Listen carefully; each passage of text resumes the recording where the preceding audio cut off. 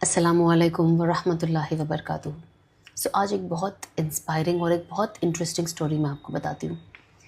एक किंग था और एक उसका सर्वेंट था, और जो सर्वेंट था जब भी कुछ भी होता था वो एक ही चीज़ कहता था कि इसके अंदर खैर ही है, समथिंग गुड इज़ देयर। अब एक दिन ये दोनों शिकार पे गए, और जब ये शिकार पे गए तो जो किंग था वो ज़ख्मी हो गए, तो एक उनकी उंगली कट गई। तो उनके सर्वेंट ने कहा कि there is good in it, इसके अंदर खैर ही है। तो जो राजा थे, जो किंग थे, वो गुस्सा हो गए और उन्होंने जेल में डाल दिया।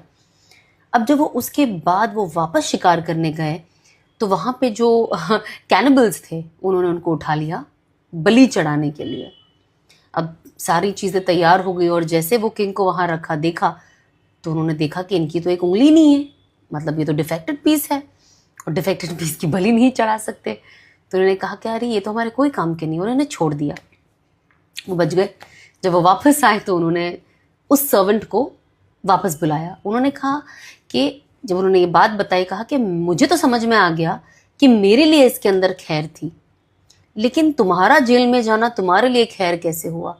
तो उनके सर्वेंट ने कहा कि अगर मैं जेल में नहीं होता तो मैं आपके साथ शिकार पे होता, और अगर मैं आपके साथ होता तो मेरी बलि चढ़ा दी जाती, क्योंकि आपकी तो एक उंगली नहीं है, मैं तो पूरा सही सलामत हूँ।